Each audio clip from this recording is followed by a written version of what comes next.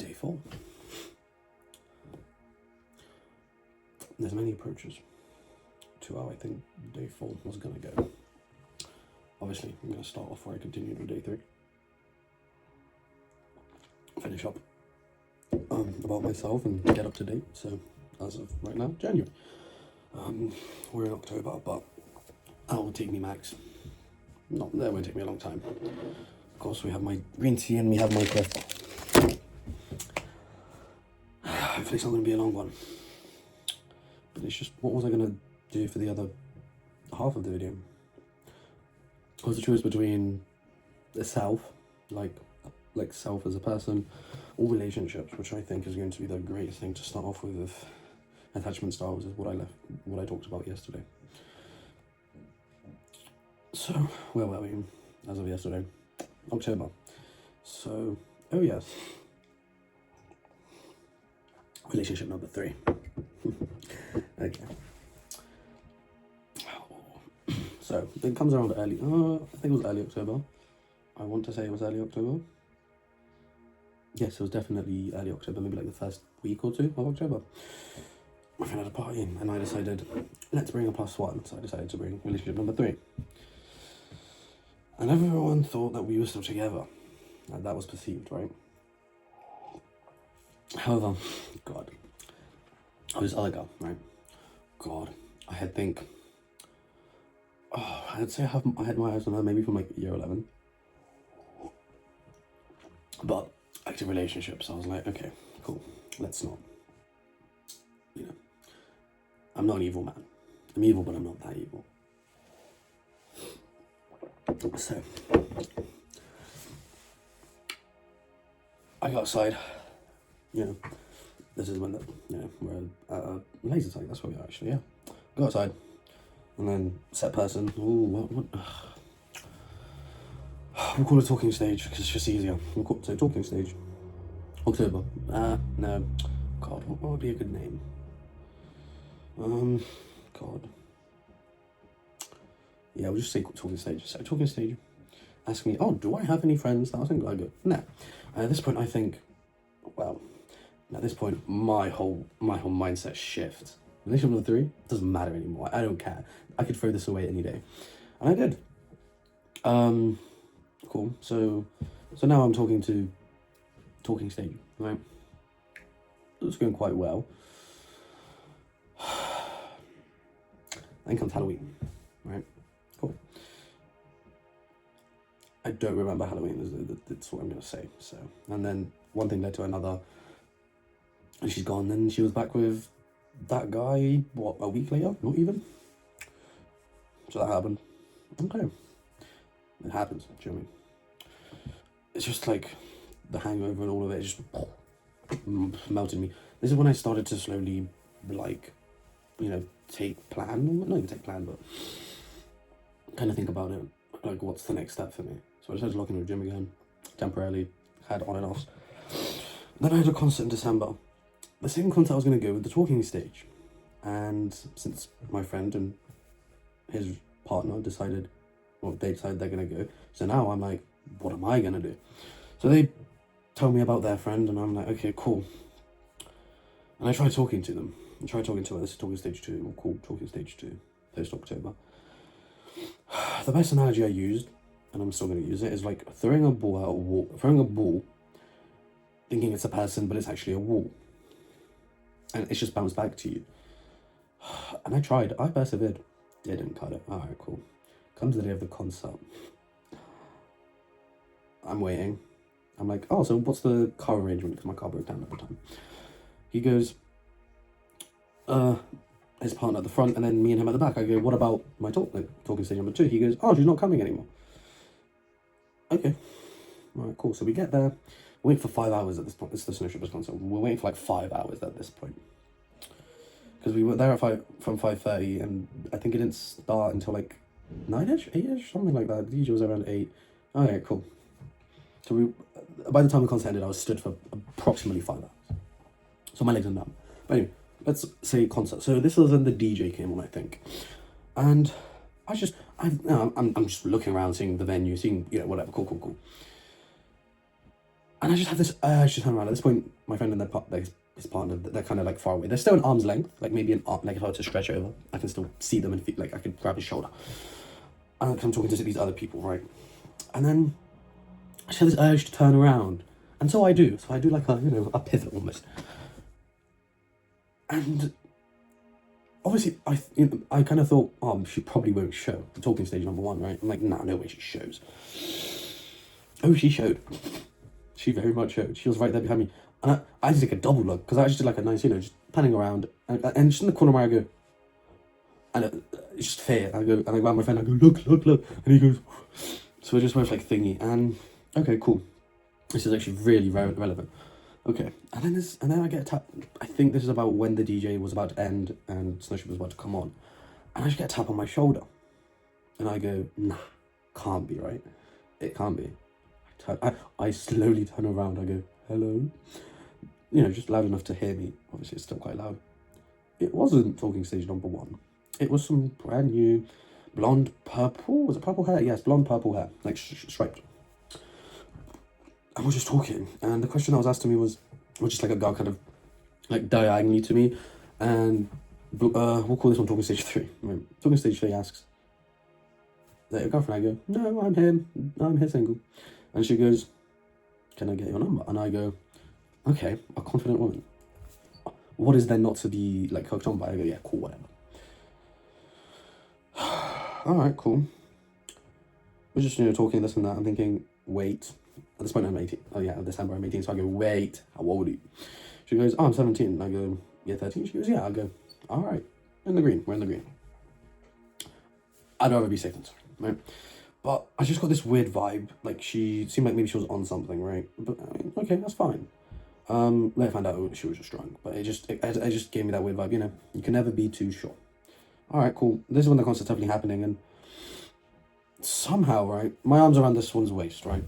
And then literally shoulder to shoulder on my right. So she's on my left. Oh, I don't know how it'll be on the camera, but she's on my left here, right? Like literally, we're shoulder to shoulder, my arms around her waist. And now to my right, I look to my right. Talking stage number 1 is right there. Shoulder to shoulder on this side, I go, God. And I think to myself, wow.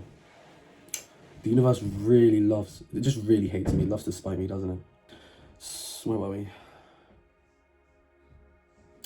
Oh, right, yes, the universe loves to spite me. So, yeah, I'm like, okay, cool. So at this point, I realise the universe hates me. Okay, cool. All right, so we're going to show the numbers, cool, blah, blah, blah. Concert's ended, I'm with my 2 friends. Oh my God, again, like, I know these things happen, and I'm like, I know, and I acknowledge them, but it's just like looking back on them, like, oh my God, I did that. Okay, so cool. And I'm like, okay, cool. And I'm like, oh yeah, just message me, whatever, cool. I didn't get a message. We went, got drink, we came back to our B&B. And I'm just all sad. I'm like, oh no, I'm not going to get a message. I typed the wrong number in or something, whatever. I get the message. Like, it's like, hey, or something like that. All right, cool. Next thing you know, I'm like, okay, cool. I don't want to, interrupt that. We order food. My friend gets really drunk. So, okay, cool. And then I get a message saying something like, oh, we're about to go smoke. I go, oh, and you haven't invited me. Really rude. At this point, I'm really drunk. And she goes, well, come then. And I go, okay, send the address. It's a 30-minute walk. I make it 15. I make it in 15. I'm walking through like main Manchester, right? Because literally we're in the main city. I'm walking through. I'm going, right? Okay, cool. And I had to be back at roughly 7 because that's when we were going to wake up and get ready. I stayed out till like 5-ish in the morning, I think. I was just yapping. Literally, as I have done for the past 3 days, is basically what I was saying. Just a random woman I've barely know her, do you know what I mean? And then her friend, right? And then she starts talking, I go, damn. And I'm just listening, and maybe it's because I was really drunk, I was really tired, who knows what it would have been, right? But I'm really listening, I'm like, wait, low-key, maybe. I find out she's from Cambridge. Nope, around the surrounding area of Cambridge, right? Minimum an hour 48 drive, so like we're looking at 2 hours, right? So I go, I got a car, I guess. All right, cool. We get back to her friend's like apartment because she's got talking stage 3's got a train to catch in like an hour, right? So I go, okay, well, I may as well wait because there's no point in me going back now just for me to get like 2 hours of sleep. So I get back with them. She packs up. We're just delegating, talking. I drop her off at the train station. And at that point, I'm literally on my way back, and I'm waiting for like maybe 15 minutes because the key was left in the door. So I'm just waiting, cool. I get in, and there's still drink in the fridge, so I literally crack it open, and I'm just drinking. I took a shower. I took a nap back at the other house, so I was okay, right? So nice and clean, ready to go. And then on the way back on the train, I just felt like this bliss. I'm like, maybe this could work. I felt really blissful. It probably was just me being really worn out, fatigued, still somewhat drunk too. Okay, and then I'm talking to her for about, so from I think it was December 7th to like just around Christmas time, and we're talking blah blah blah, and then I just get this urge. I'm like, nah. For some reason, I just go like, nah. So I just block her and everything. Yeah. And that was that for talking stage 3. Yeah. So now we're in December. We're literally nearing the end of December. No, at this point, yeah, because I think I blocked her on post Christmas. That's for sure. Can't tell you the exact date, but I want to say it's the 27th because that's what I was supposed to meet her. I was supposed to drive down, and I never did that. Of course. So now we're literally like about to enter New Year, and I think to myself, what the fuck am I gonna do? And for some reason, I just decide, let's get the carts again. And through, I think, 2 weeks, I bought 3 carts. One of them lasted me a week. The other 2 lasted me a week. So 1 lasted me a week, and then 2 lasted me another week. And at this point, something was wrong, right? The first one lasted me to, like, before New Year. New Year's itself was quite an interesting thing, but there's not much relevancy. It's just me getting really drunk. There was not much to it. Anyway, so, and then I'm smacking the carts, and I think it's when school starts, so I'm smacking them in school. Again, not promoting it at all.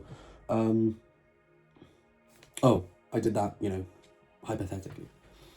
It was all a big hypothetical that I'm, doing all of this. So it gets to around, God, I want to say, if today's the 22nd, probably like the second weekend, so last week, and I realised, I can't do this. So final card's done, I throw it away, and I just think to myself, okay, I need a hard reset. I need to do something with my life, because it's not going great, is it? So I decide, okay, we need to get rid of Snap. We need to get rid of social media as a whole, which I do. I go to Snapchat. A little bit of a challenge, I will say that. But I got rid of it, and I'm fine now. Then came Instagram, main account, which I got rid of pretty quickly too. It was a fine adjustment. I still have Instagram. I still have my private account, which is now the main account for the channel. And then I'm just like, okay, cool. I think to myself, what do I do?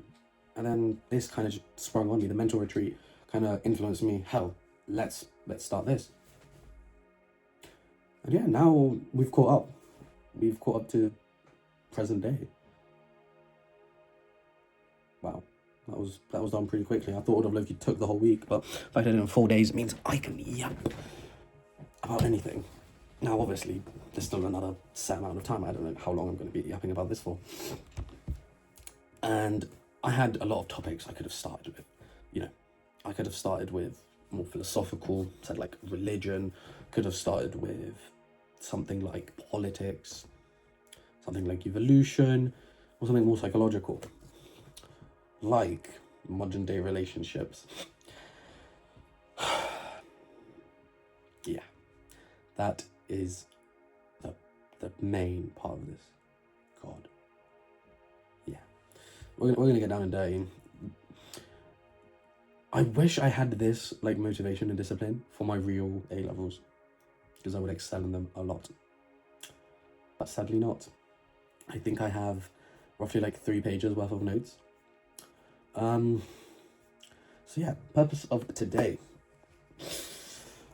Beyond like surface level of relationship, because I've first-hand experienced some, but also I've second-hand seen them. I've not lived through them, but I've seen them. Obviously, I wouldn't fully be able to relate, so take this with a grain of salt.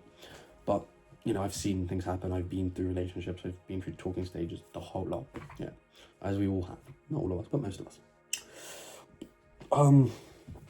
So I feel like today we'll be questioning if, you know, if like modern day relationships are genuine intimacy or if they're something else.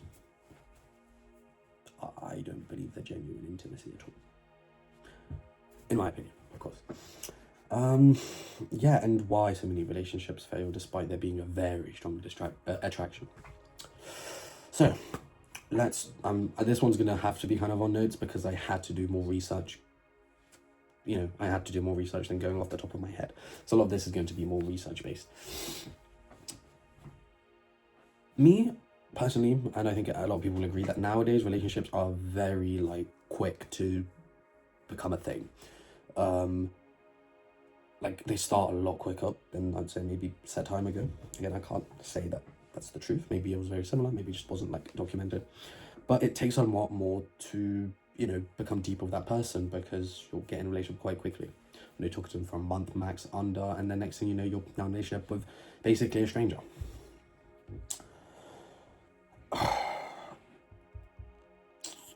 Emotional availability. I would say that's usually replaced with like constant access to the relate, like, you know what I mean? Like this, again, back to social media. Social media, there is mostly social media. You know, you have quick access, you have all these messaging website, all these applications, thank you. And it's just quick access, you know what I mean? There's no, I wouldn't say yearning, but there's no anticipation of being like, oh, I can't wait to speak to them. It's kind of like, oh, I'm gonna wake up, good morning, whatever, right? I feel like nowadays it's also, again, life is also quite fast-paced nowadays, do you know what I mean? It always has been, but it's a lot more fast-paced now.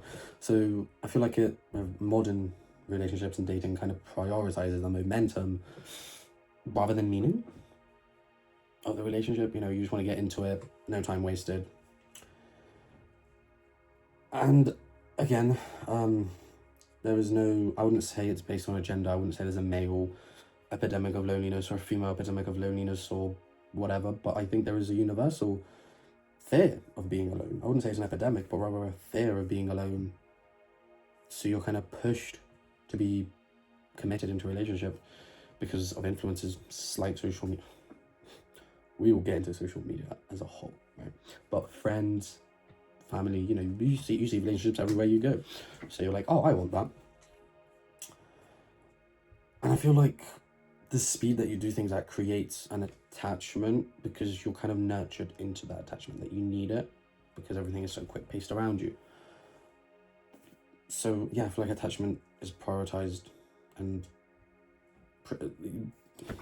attachment is prioritized over the understanding of the other person because it simply is. I've experienced it firsthand with any talking stages. That's a different thing, but the relationships that I had gone on to have a longer than 3-month relationship had, you know, the relationship was developing as I was in it, rather than like me talking to the person and then getting a relationship once I know them a lot better.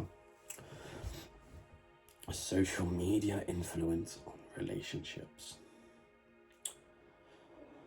Gosh, oh, I'm gonna sound like such a sad, lonely individual when I'm saying about this, but this is my opinion. Take it with a grain of salt, of course. Do not mean to offend anyone. If I do offend you, maybe it's because it's true.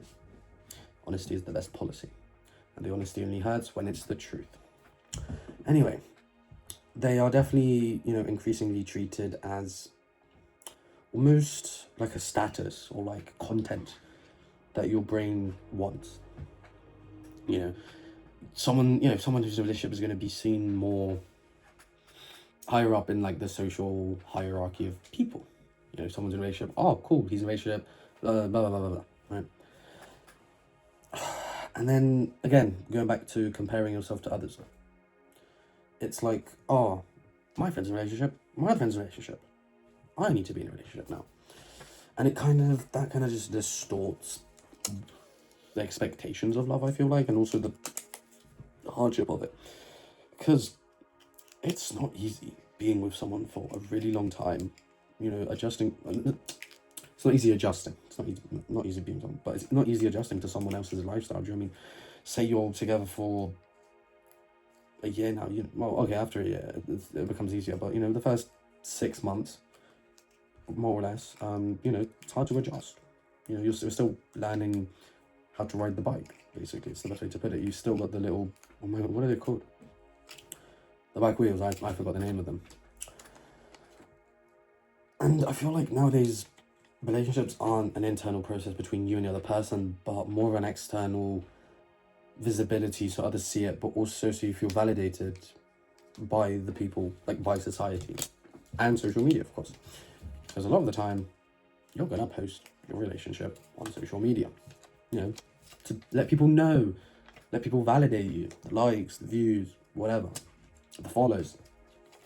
And then I feel like that kind of leads into intimacy becoming more of a performative thing rather than it being private. The difference between private and secret, but whatever. A private relationship, absolutely. I could be in a relationship right now, no one would know. I'm not. God. I am happy with being alone and at peace. I've never been happier. Not happy, I'm content. There's a difference. I'm happy, but I'm more content than happy. Okay, anyway, enough about me. And I feel like having an authentic connection is hard because it's competing with almost an algorithm, like an algorithmic attention from social media. You see TikToks, you see YouTube, you see even music itself talking about relationships, talking stages, multiple, cheating, whatever it would be, ghosting, whatever. So it's almost seen as more of algorithmic attention than actual genuine connection between you and another person. And this kind of, the consequence of this, I would say, is that, your partner is going to feel replaceable rather than chosen. Because it's not authentic. It's, it's simply like a TikTok. Once, let's say a TikTok is 3 minutes. Once your attention span runs out, you're just going to swipe onto the next one. Same in your relationship. Once your attention span runs out, once your emotional needs aren't met, you're going to swipe off to the next one. It's very simple. And I feel like because of social media that there's unrealistic standards that have been set for our generation and generations to come. The constant exposure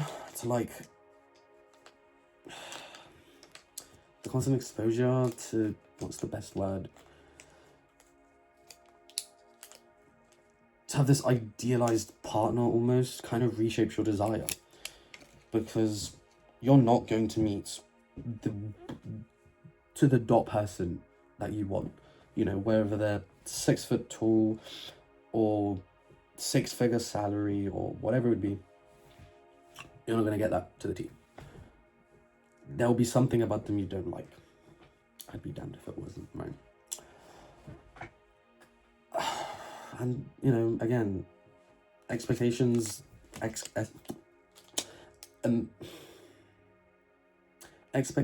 escalate without, your emotional maturity. You have these expectations of the other person, but you yourself aren't there fully. You're not giving what the other person needs. So you're so focused on the other person that you're not meeting the expectations of yourself or the other person, if that makes sense. And I feel like there's this, obviously there isn't this template of relationship, but I feel like it's almost fantasized and it's not realistic. The social media ones. Relationships on social media, they're not realistic at all. They're very much fantasized. I mean, they teach us that in school. The social media life is not the real life. I don't think anyone learned from that, including me.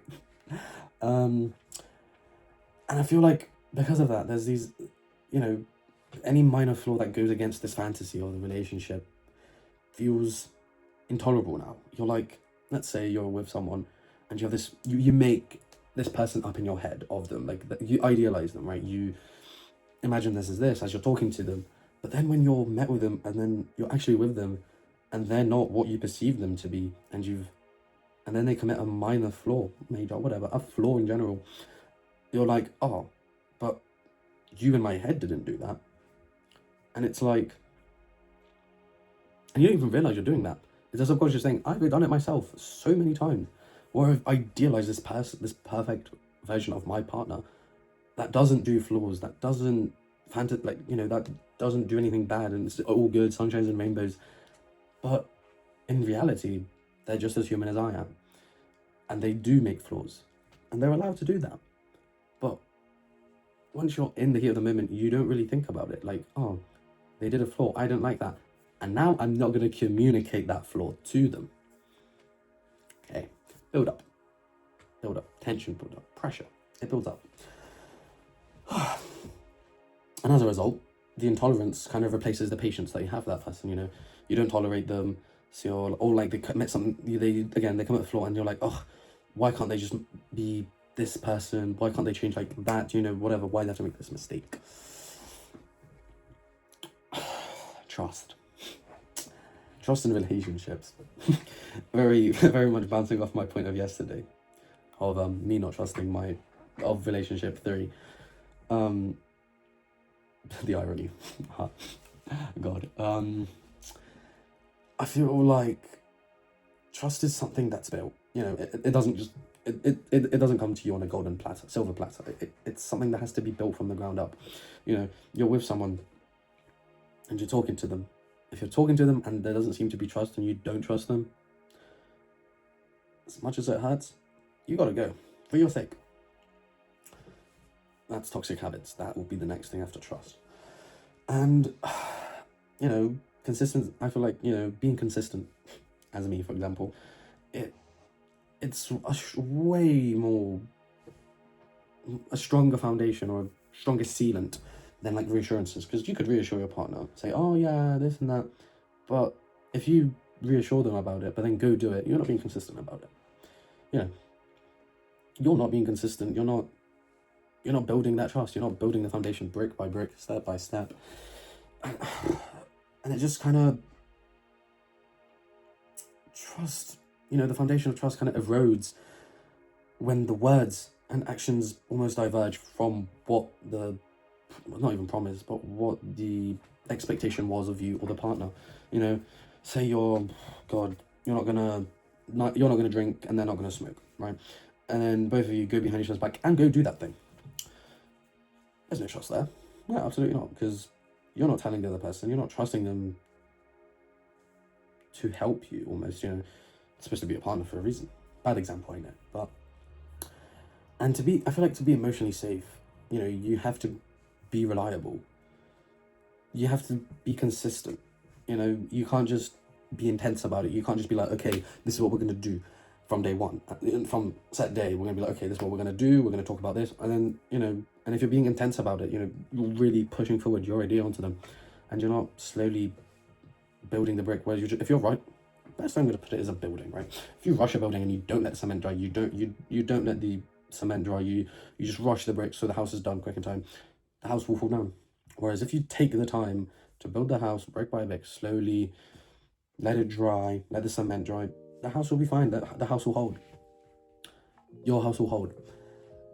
And then, let's say the house isn't done properly. The trust kind of shifts the relationship, you and the other person, into survival mode. At the end of the day, we are still animals. At the end of the day, biologically, there's no denying it. We are still animals.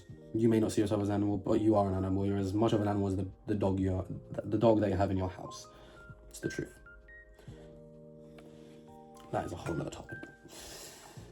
And then with trust, you have distrust and Gosh, I am not on it today. Hypervigilance. I couldn't pronounce differential. Yes, I couldn't pronounce differential earlier today. I was really tired. Right. Inconsistency of communication.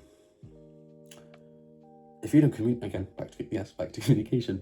If you don't communicate your problems or problems that you see in the relationship, it's gonna trigger the pressure to build up over and over. You could tell your friends about it. That's not going to release the pressure. No, that's going to make it build up more. You're going to ask a great example. One of my friends, literally recently, was having troubles with their relationship, and I go, I'm not going to give you any advice because I'm not here to influence your relationship. And the other day, your relationship is between you and the other person. As soon as you get another person involved, you're not in a relationship anymore. I'm sorry. Looking at it socially, yes, you're in a relationship, but as soon as you or the other person involves someone, you're not in a relationship. You're in a throuple or quadruple. I'm sorry. You know your partner better than anyone else. You should be asking for advice.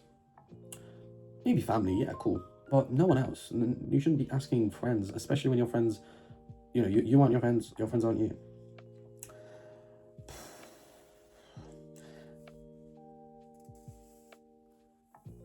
Gosh, sorry, brain fart is the best way I'm going to say this. And then you kind of start analyzing the behavior. Once there's like that distrust, there's not as much communicating. You're now analyzing the behavior, thinking, oh, what does this mean? What does this mean? Without the communicating part. And if it's open to interpretation. It's a very subjective thing.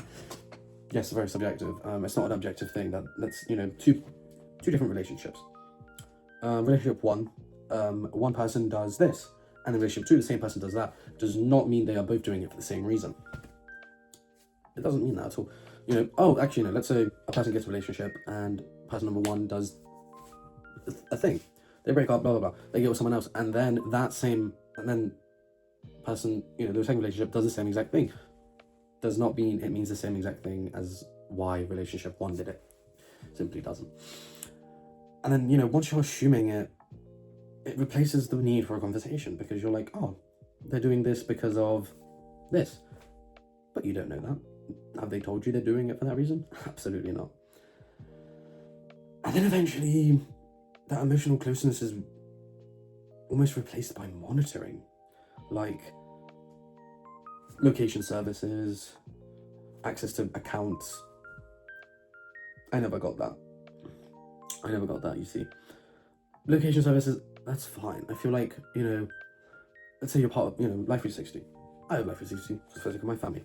If you're incorporating your partner in that, that's cute, cool. You're kind of becoming a part of the family. That's absolutely fine. But if you're going up your way because you don't trust the other person to have all of these location services or having access to their accounts, what are you with that person for? You don't trust them. Why are you torturing yourself, overthinking, assuming that they're doing something? And usually it's because of past behavior. But I've always said, someone's past does not define them. What's episode number 1? Yes, I forgot the title of it already. Your past experiences do not define you, but how you react to them. Going back to it, you could have done something bad, right? But if it's been if it's been over 6 months since that thing happened, you can change from that. Whatever you do is a completely different situation, but you can change from that. So you shouldn't assume that your partner is doing something wrong because they did something wrong a year ago. It's a bad foundation. It's awful. And then you become exhausted. Emotionally, cognitively, physiologically. Your brain starts to ache. Then your body starts to react. And then that reflects the relationship you're in, and it just makes it even worse. And then almost the love that you're feeling isn't love, but rather almost a fear response or being anxious about it. Yeah, it becomes a fear response or anxiety. And now we can greatly flow into toxic habits, create really toxic relationships. I've seen it happen. Not me, like firsthand, but secondhand, I've seen it happen. And it's like the avoidance. I really chose a great topic for today, because avoidance creates discomfort, right? You avoiding to. Sorry, I'm scrolling down from my notes. You avoiding discomfort because you don't want to communicate in a favor of short-term peace doesn't provide you anything. It provides you with short-term peace, but it's a long-term pain for a short-term gain. Flipping one of my favorite quotes, but that's what it simply does. You're now discomfort. You avoid the problem because it's easier to just be at peace at the time and not ruin the relationship. At the end of the day, a relationship isn't going to be a smooth roller coaster. It's going to be a bumpy airplane ride up, right? It's going to be turbulent. And then your emotional withdrawal is kind of used as a punishment. Whether it's you or your partner, you're going to emotionally withdraw from that because you don't want to be in that situation. You don't want to be discomforted at all. So now you're punishing not only yourself, but the other person in the relationship, which isn't fair on you or them. Not really a great relationship. You both have to be aligned emotionally. You both have to regulate yourselves in a similar way. Because if one person regulates themselves with substance abuse, and the other one goes through healthy habits of meditation or gym or going out for food, you're not gonna be able to emotionally regulate in the same way. Yeah. And no matter what, you can argue with me if you want. How you won't be able to argue because I know I'm going to make a great point. Attraction will never compensate for instability. Attraction will never compensate for instability. You could be infatuated. You could be head over heels over this person. But no matter what, if there is no stability, that attraction is worthless. You could be attracted to them quite literally like the South Pole to the North Pole of a magnet. But as you know, if it's unstable, then it's gonna crack under pressure. One day, it's gonna crack, and that makes it even worse, especially when it's built up pressure. Literally in my notes, love without structure collapses under stress. Oh God, I love when I link back to myself. If only there was another me. And just hope never could, you hoping that something will happen will never substitute compatibility. You could hope to be really compatible with one person, but at the end of the day, it won't substitute it. This is simply you're going against the force of nature. The more you push, the harder it will pull you. Okay. So, I've been talking about all these negative things. And it's like, I've been talking about this negative. We're still going off very much negative. Anyway, sorry, where were we? Toxicity, yes. Right. Testing loyalty. Oh, infuriates me. Being tested on loyalty, I feel like, is the most bizarre thing. It's not something that should be tested, it's something that should be earned, it should be something that's learned. Why is your loyalty being tested? It absolutely shouldn't. And it's being tested instead of expressing the needs you have. Why does it have to be tested? You should be able to express your needs without having to be tested for your loyalty. Never understood that. Again, this is not first-hand experience. If it was first-hand experience, I feel like I'd be talking about it in a more compassionate tone. And I feel like really not necessarily. Passive aggression is normalized nowadays, This one I will say I've experienced firsthand. Me also being passive aggressive, but also the other person being passive aggressive. It's so normalized and I hate it. And it's like,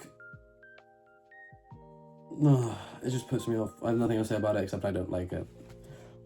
Pardon me. And I feel like conflict is almost seen as a threat to the relationship rather than actually repairing the relationship. You could be with someone, right, and you could not argue with them. That doesn't mean you're in a great relationship. No, it just means that the other person doesn't care about you enough or doesn't want to be with you bad enough because they don't see anything wrong with you, when at the end of the day, you and the other person are very different people. You could have had some upbringing, this, that, whatever. You could relate to, politically, religiously, whatever opinion, politically. It doesn't matter. I think I said politically. Sorry, again, whatever. But at the end of the day, you are not them. They're not you. So if the person doesn't argue with you or doesn't realize your flaws, they haven't taken the time to, analyze you and actually see, I really want to be with this person, but I don't like this about you. It's more of a, it's a whatever. It will eventually cure over, whatever. It will boil over, blah, blah, blah. And I will say one thing. I feel, toxicity isn't an intentional thing, but it's more of a learned thing. It's like a defense mechanism, No, I'm not going to say it's a defense mechanism. It's simply a learned, conditioned thing. There's no intention behind it. It's just simply a thing. And by the time you realize you're in a toxic relationship, it's way too late because you're in it and now you're infatuated with this toxicity, but you don't see it as toxicity, you see it as perceived as love. Once you're out of the relationship, you're like, oh, that was really bad. Because no matter what anyone tells you, this I will say from first hand, no matter how great of a friend you have, they're not you. So, they will give you like, yeah, but they're doing this is not good. And you could go, yeah, I know. And you're blinded by love, by the hormonal and neurotransmittal imbalances in your little brain. And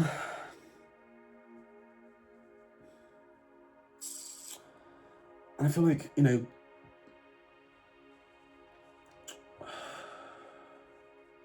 kind of just juxtaposing myself here. I feel like shared values, you're most likely going to be compatible with them, but not in the sake of, oh yeah, I want to have 3 kids, I want to live in this place, and have this car and this and that. It's not that. It's the shared values of you as a person. You as a person, obviously, you have to be different, but you're not going to be able to be with someone who's very drastically different to you, has a completely different lifestyle to you, social class, social class, and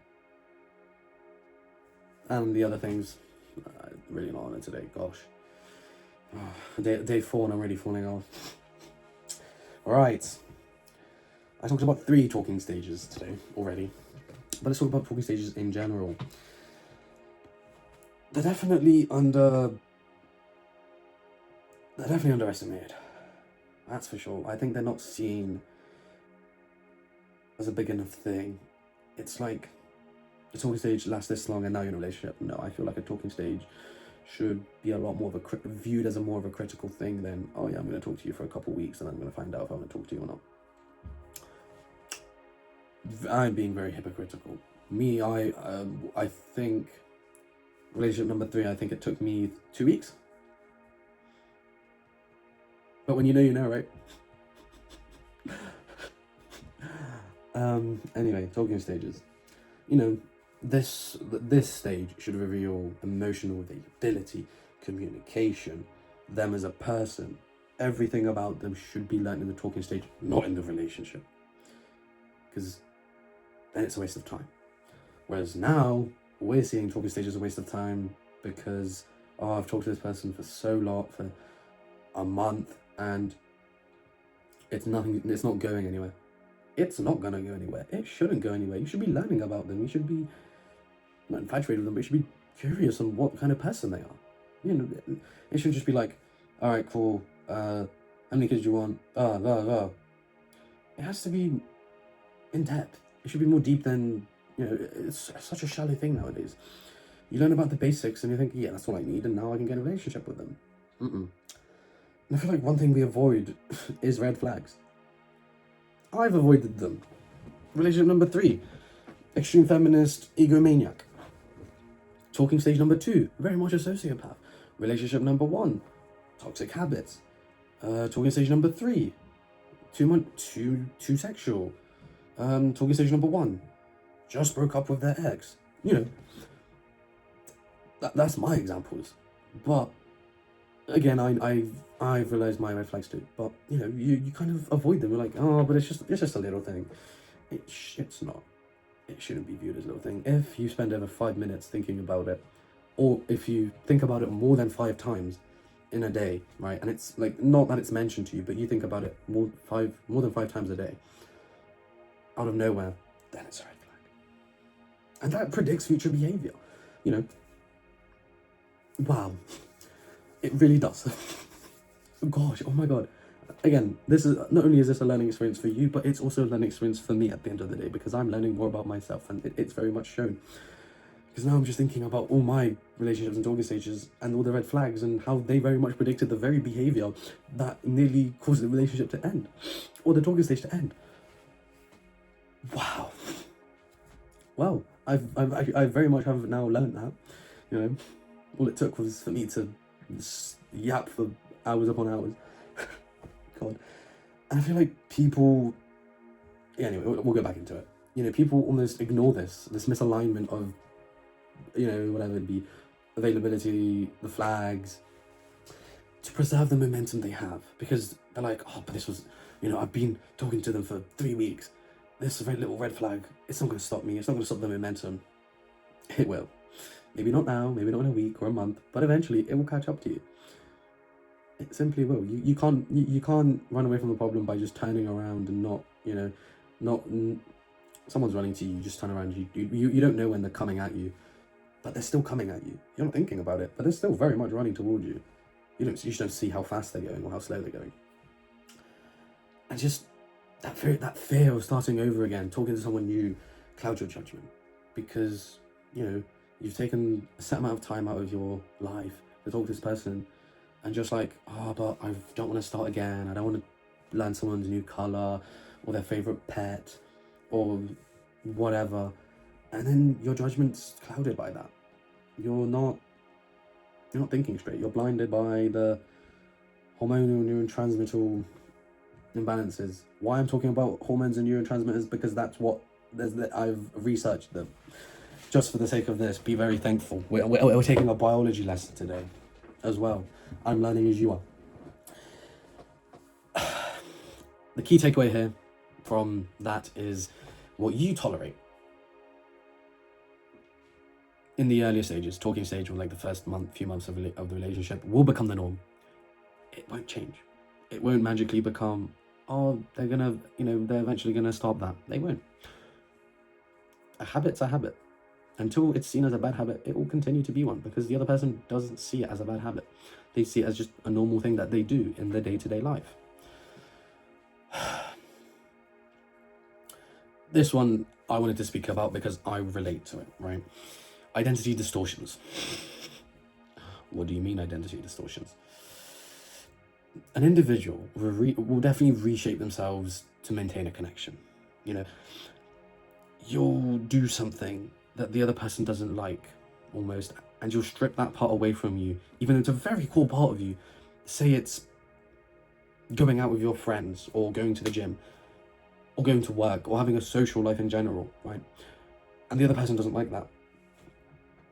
And most people will be like, okay, I'm gonna stop one of those things. And then, but thing is, then are you? How much of you do I have to take away from you to not be the person you are? Ship of Theseus, another topic we'll be talking about. I'll probably relate back to this actually. Or the how much of a heap do I have to take away until it doesn't become a heap? It's the same principle. How much of you do I take away until you're not you? And at that point, are you the you that got in the relationship in the first place? You can't become a lesser version of yourself for someone else. At the end of the day, you are born by yourself and you're going to die by yourself. You may as well keep true to yourself. And if the other person doesn't like that, clearly they're not meant for you. But I feel like, sorry, no, the problem isn't me conveying this. It's the fact no one's going to listen, because it's not what you want to hear, but it's what you need to hear. And sometimes the truth hurts. There is so many of my friends I feel like they should listen to this. I'm going to send them this exact video. just so I'm gonna be like, okay, please watch this with your partner. I'm gonna do that. Because right now, all my cards are on the table. I have nothing to lose. No one holds anything against me now. I've exposed myself. Truth. Bless you. I've exposed myself to the whole world. You have nothing on me. Psychological warfare, there's no longer a threat of mine. Sorry, sorry. Anyway, your needs will be anyway. Back to identity distortions. Needs in general are going to be minimized to avoid the conflict. Say what the whole. Let's just give the example of drinking. Okay, maybe not. Let's do a healthy habit. Gym, like going to the gym for let's say 2 hours. If you minimize that and go less and less to just avoid a silly argument, it's not right. You shouldn't be minimizing what you, especially if it was before the relationship. Fair enough, it's after the relationship, that's different. But if it was a core habit of yours or a core thing of yours before the relationship, you have, the other person has no right to judge that, because they're with you for you now. They should, once you take that thing away, you're not with the same person. You're with someone brand new that you've made up in your head. It's the truth. And then you have the boundaries. Once you limit yourself from your own boundaries and you set a standard that's way too low for your bar, because of fear, you don't want to lose them, so now you're going to lower your standards. It's not healthy. At the end of the day, now those standards are lower, meaning if you break up with them or they break up with you, your standards are so low that the bar is so low that anyone could get with you. It's the truth.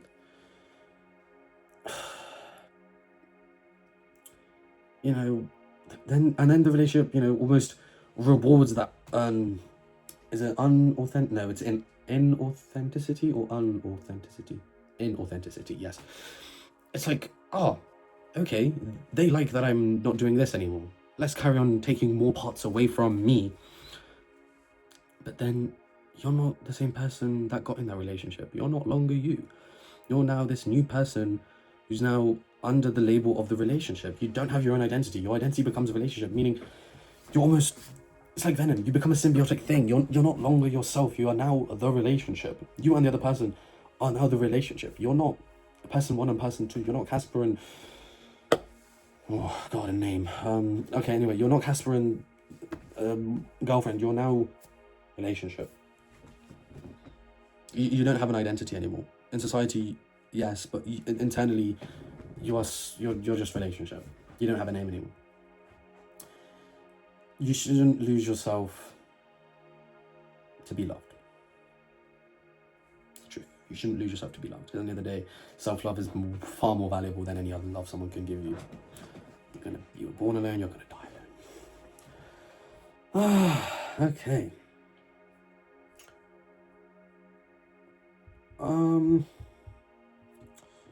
Lies? Talk about lies.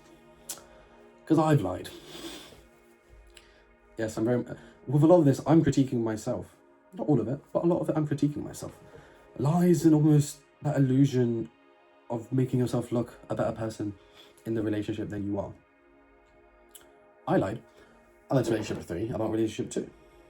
It seemed fine in the moment, but it had its consequences.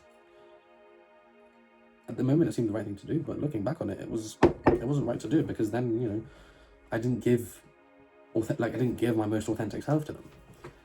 And then you're almost creating a fictional baseline of yourself or the other person, whatever it be. Usually yourself, obviously. If you're saying a lie, it's going to be about you.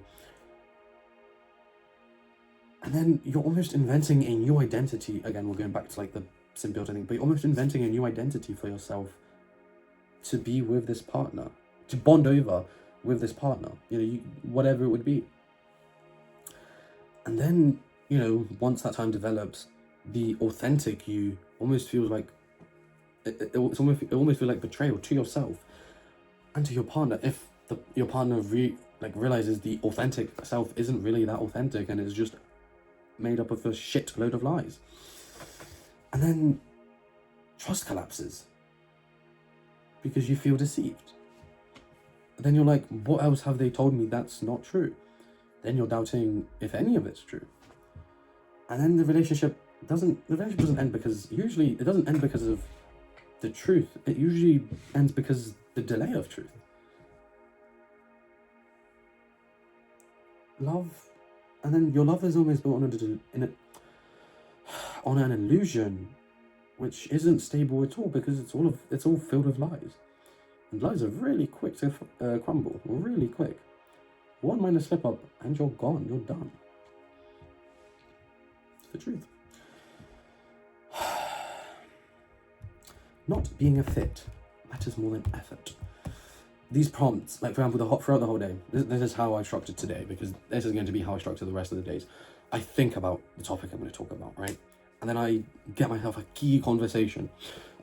Almost like, let's say you're writing an essay and you have subtitles for different paragraphs. It's kind of like that. I give myself roughly I'll roughly give myself 8 or 9-ish subtitles, and then off that I will think about what to say. So right now, not being a fit matters more than effort. I feel like the big words I'm using today, the compatibility that you have with someone very much determines how well you sustain the relationship. Not all the time, obviously, it's very much, again, a subjective thing. But, the more compatible you are with someone, the more likely you are to sustain that relationship, because, biologically, we're gonna be with people who we, have a similar interest. Interest, intelligence, money, whatever it be. You're gonna be more compatible with them than someone who's dumber than you, or someone that's smarter than you, or whatever it would be. Intelligence gaps, maturity, age as well. It's damn the truth. It's simple biology. You're gonna more likely be with someone who's from a similar socioeconomic status.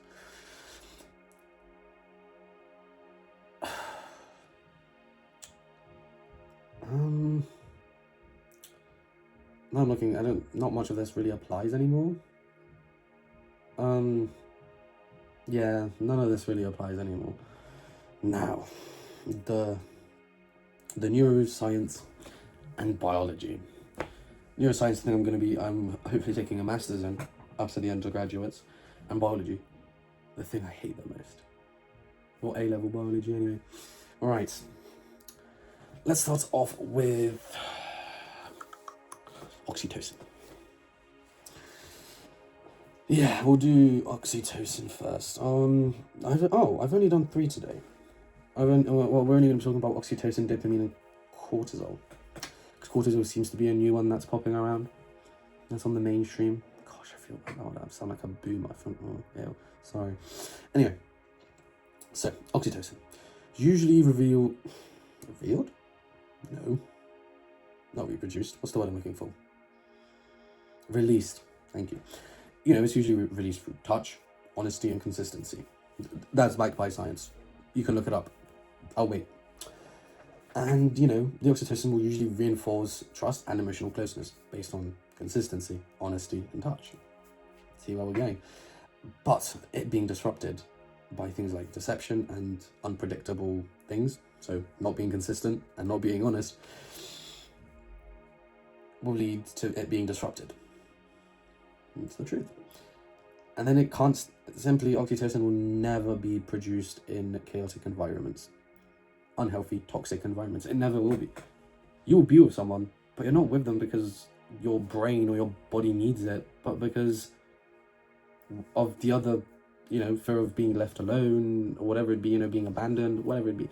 You can't be alone. Yeah, so again, I'm repeating my own point. Gosh, I'm really out of sync today. Sorry. Long day. And I feel like if you are watching this, one of you might relate to it. I hope so. Dopamine, my favorite. The thing we all very much have a lack of, dopamine. Our attention spans, awful. It usually comes from, a desire of not a desire of novelty, but desire and novelty. It drives your excitement, it drives your attraction to whatever it be. It doesn't even have to be a relationship. This could be anything. Your bed, a show, an activity. It's all driven and drives. No, that's not the word. Dopamine is all driven by these activities, the high sense of attraction and the excitement from it. It's the truth. But, being overstimulated by social media kind of reduces that dopamine, meaning you might need less of it. So you might not be, you might not need the excitement or the attraction from another person, meaning a temporary attraction, a quick scroll, a quick link, a sneaky link, a one-time thing will give you the same exact dopamine. It's the same exact thing. A scroll of a TikTok video and finding something funny and then swiping away is the same exact thing as linking up with someone, having sex, and then leaving. You get the same exact thing. It's a quick dopamine boost. But at the end of the day, it's only a quick one. It's only temporary.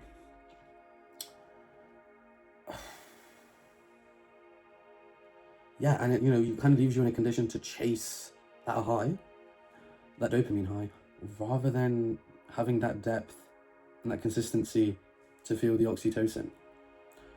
Oh my god, I feel so smart. I love it. So what happens when I actually do some research? And then you're confusing, not dopamine, but under the dopamine, under dopamine still, you're confusing excitement with love. It's very much seen in music.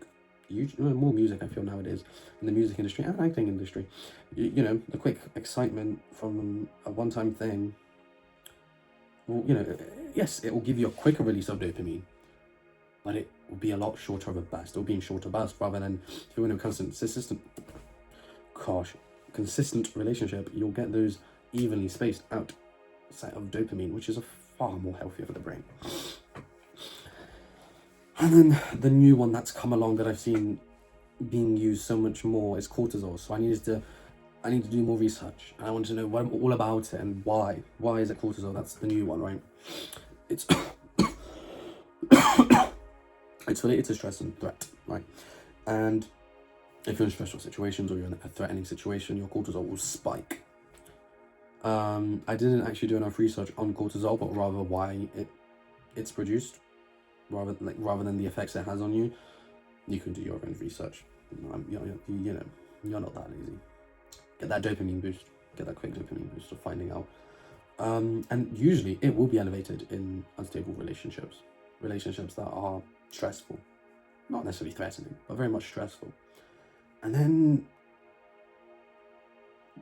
actually there is one consequence of it. It impairs emotional regulation. So, your emotions won't be regulated because of how stressed you are. Linked to cortisol. It's all linked. And then you're almost associating love with anxiety because you're in such a stressful, anxious situation that now love and anxiety are basically the same thing, and you can't tell the difference. You can't dissociate one from the other. It's simply a symbiotic thing. And then you're preventing yourself from forming more attachments because you're too anxious to form something new because of what happened in the past. Chronic stress should not be your passion. It shouldn't be the thing you strive for every morning. You shouldn't wake up and get in an argument because you didn't reply to them because you're asleep and they were awake 2 hours ago. That's the most unhealthiest thing. That's chronic pain.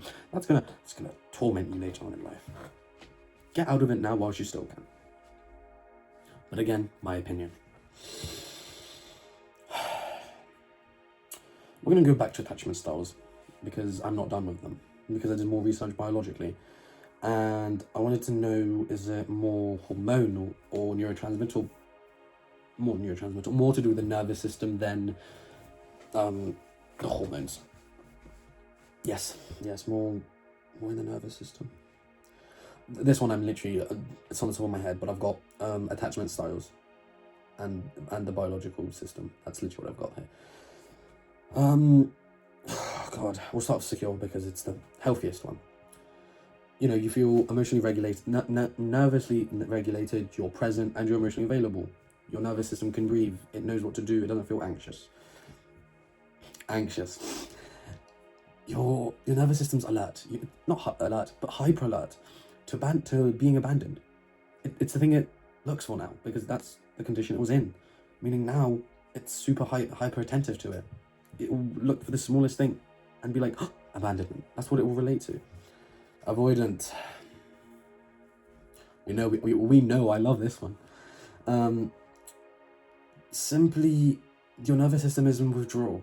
You don't want to regain control. You don't feel you're strong enough to regain control, and your nervous system will support that. And then the last one, the fearful, or was it fearful? Fearful avoidant, yes.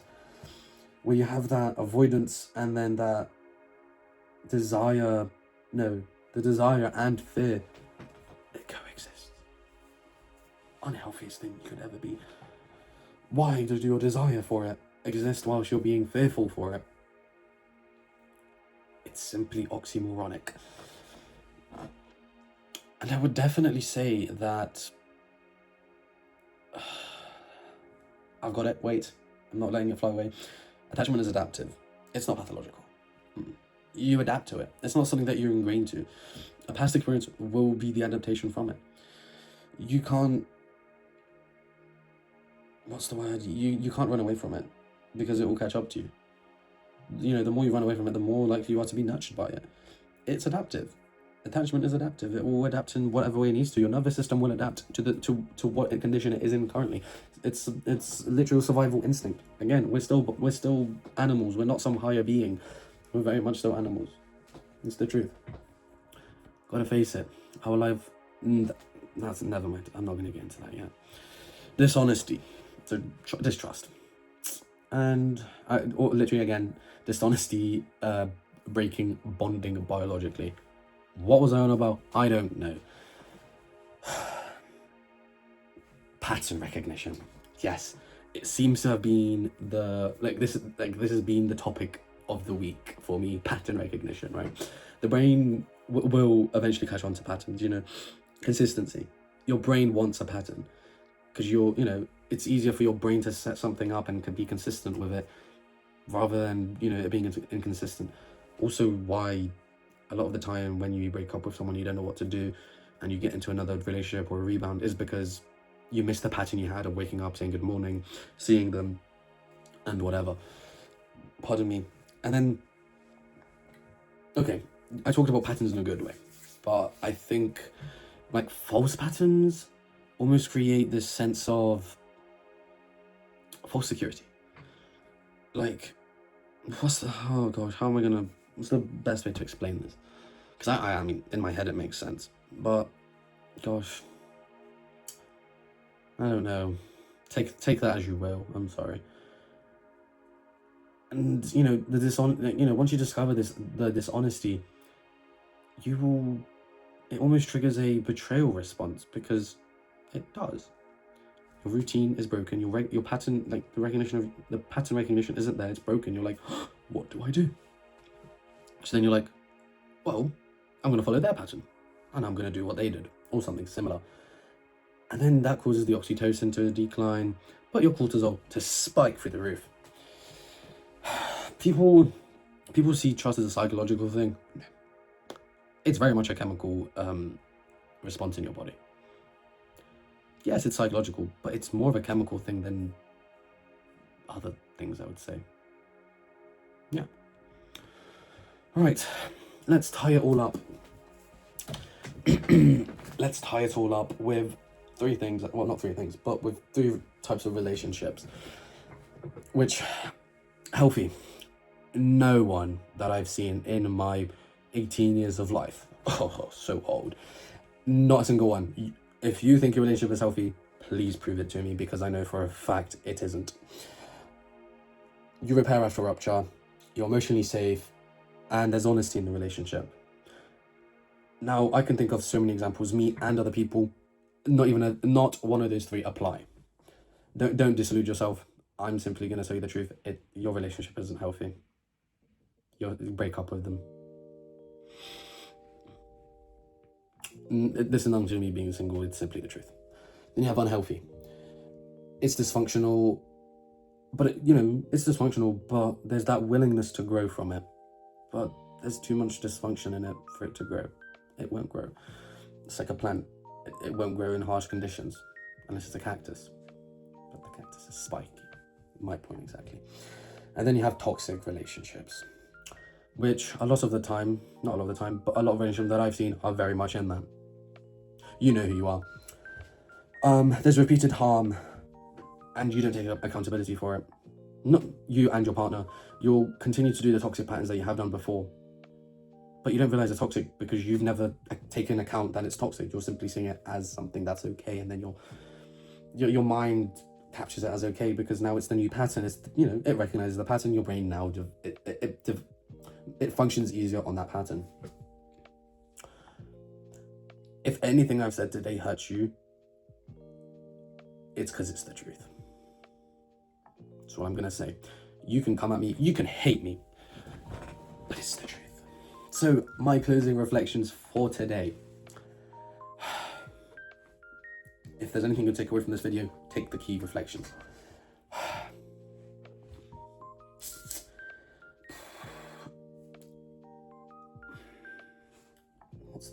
I'm gonna give you 5 because it's been quite a long day. Love has to have safety. It has to require safety. It cannot be a performative thing. It cannot be based on performance. It requires safety. It has to be in a nurtured environment. It has to be safe. The truth is a prerequisite. Yeah, prerequisite for intimacy. It's the truth. You can be far more intimate with someone by simply being truthful with them. It's the truth. That oxytocin. Isn't oxytocin also a drug? Yes, thank you, it is. You can be far more intimate by simply being truthful. I can tell you exactly why. Look it up if you want. The foundations, the things I always talk about, build your own foundations at the end of the day, because at the end of the day, you're by yourself and you're going to prevail in the long term because you have that foundation built by yourself. And if some absolute bombardment of a man-hater comes through and bashes it through, guess what? You still got your own foundation and it's stronger because it's built by you. This one kind of relates to me, but you cannot be loved to the full extent if you hide yourself. If you hide the truth from the other person, they can't love you for you, but the you that they've created in their head because of the lies you've told them. And I've said modern relationships are bad and blah, they're awful, but I wouldn't say it's because it's from a lack of love, but rather that we have no structure to it. And the structure we do have, if there is one, it's very much unhealthy. Thank you. If you have watched all of it, I'm very thankful. I feel like if anything is clippable for TikTok, it's going to be this video. Or maybe I'll just make a TikTok itself tomorrow relating to this, because I feel like this has got potential. But anyway, I hope you enjoyed. Oh, it sounds really cringy to say it, but I hope you like and subscribe. Oh, disgusting. Oh my god.